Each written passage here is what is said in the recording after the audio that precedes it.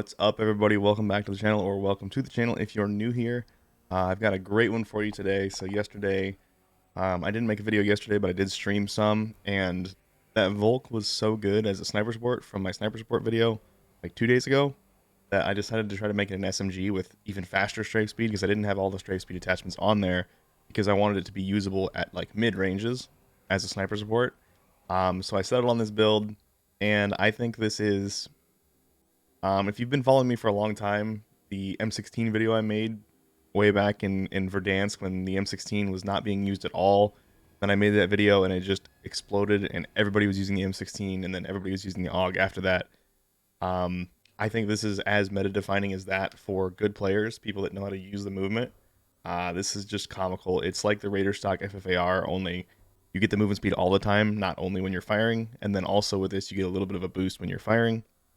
You can basically strafe as fast as you normally walk, ADS strafe that is, and that is insane. It's just, you can literally just dance around people's bullets. I was wiping teams with this last night. I played at like an 8 KD and had like 14 kills per game. We finally hit the 4.1 KD, 4.01 KD. I've been waiting for that for a long time, 10 kills per game, and this is the loadout that helped me get there. So we're gonna go through it, and I'll show you why it's so good. Quick example of how fast this ADS movement speed is. It's literally like as fast as you can normally walk. So like it completely throws people off. They just don't expect you to move that fast. And like I covered in my sniper video, you can move around completely silently, almost at full speed. It's almost like a non-stop dead silence, which is crazy. I use this to my advantage all the time.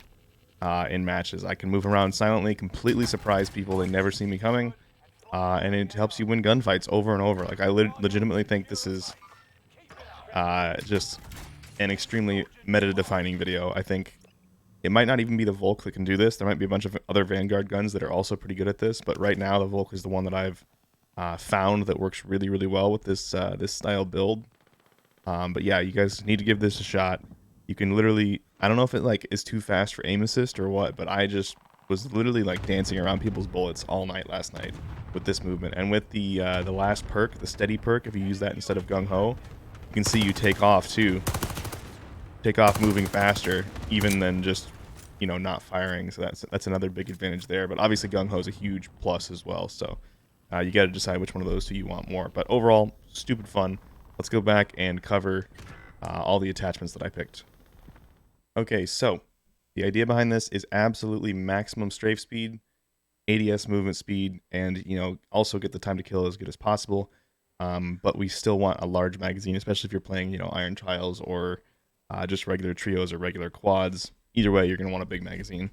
So with that in mind, first attachment, recoil booster.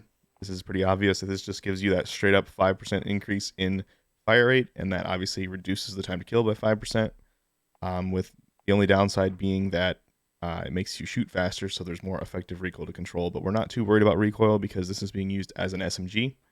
For barrel, we're going to use the 287mm barrel. This is because it helps your aim down sight speed and your aim blocking movement speed, which obviously we want.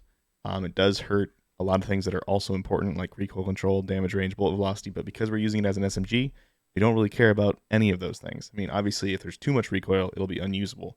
But this does not have too much recoil to be unusable.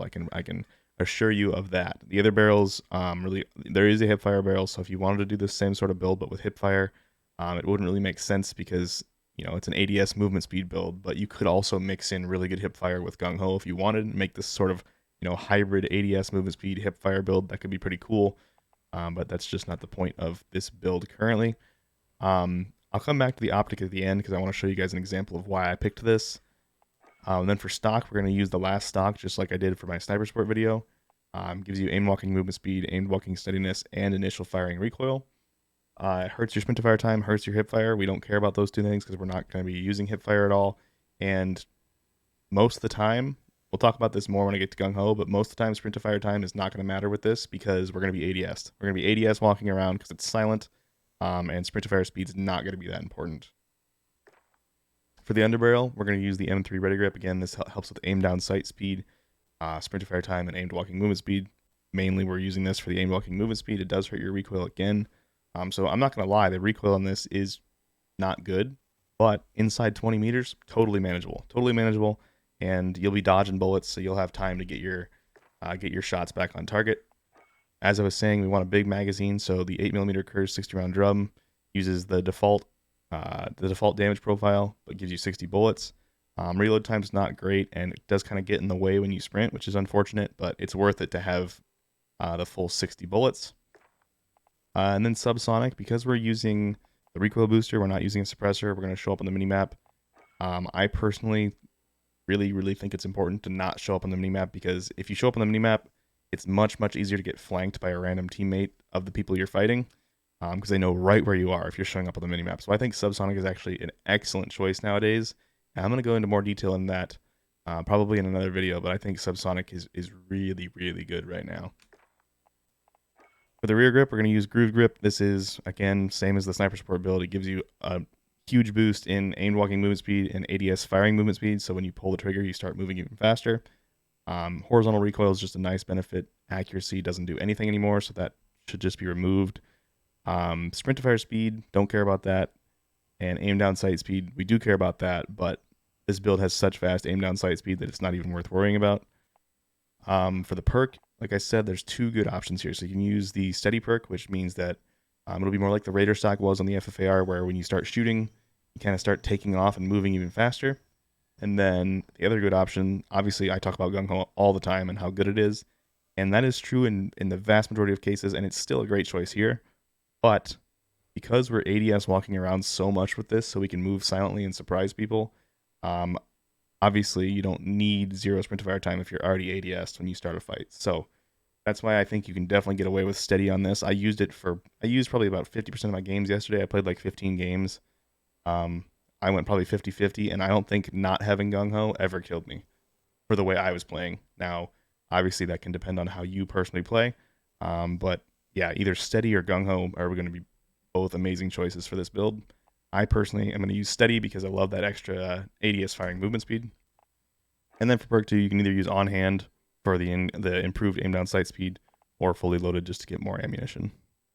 I've covered this before, but the Hybrid Optic actually, when you put it on the red dot sight option, basically gives you SMG zoom with your optics. So this is something that not a lot of people know about, but I've talked about it in my videos. So if you've been watching my videos for a long time, you might know this.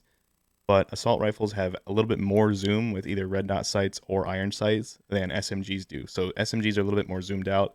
That's probably because they're made for up close gunfights.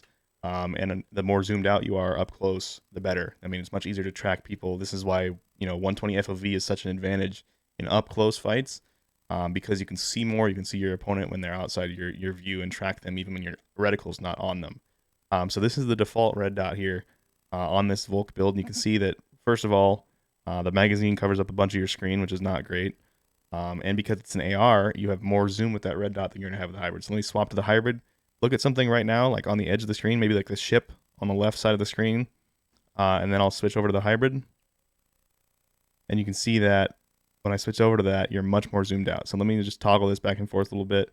I'm standing in the exact same place with the exact same aiming point. You can see how much more zoomed out the hybrid is. And it also gets the gun out of the way completely, gets the magazine out of the way completely. So that's why I use this optic. And the ADS time on this is so fast that you don't need to worry about using the hybrid optic instead of the regular optic. Also, to get that actual just dot, normally it's that, like the square that's rotated 90 or 45 degrees. With the hybrid, it's the very first reticle that you unlock for the hybrid that makes the red dot version of this sight actually just be a dot, just like the normal slate reflector. So for me, this was way better than not using this, especially since I use it to move around silently. The more zoomed out I am when I'm moving around buildings and stuff, huge benefit. So 100% recommend using the hybrid. This build is incredibly overpowered. I can't say enough about it. It was so fun to use. To pair with that, since it uses assault rifle ammo, you kind of want something that shoots a little bit slower so you get more damage per mag. And I was playing Iron Trials, and in Iron Trials, the C58 is one of the absolute best weapons that there is right now. And it also has that slower fire rate and huge damage per mag that I was looking for, since both my AR and my SMG are using AR ammo. So this worked out perfectly. I'll show you some stats on the C58 real fast, but this loadout was just insane. I mean, just so much fun and so crazy. I'm sure this will get nerfed, so be sure to use it before it gets nerfed. It's one of the most fun things I've ever used in Warzone, to be honest, especially because nobody else is using it. It just makes it feel a lot more special because you can just dance around bullets and win gunfights that you just normally wouldn't win. Obviously, the time to kill of the Volk isn't quite as great as something like the Owen or the well gun or things like that, but it doesn't matter because they miss. You make them miss by strafing out of the way of their bullets, and they just don't expect it because they haven't seen this in a year since the FFAR meta.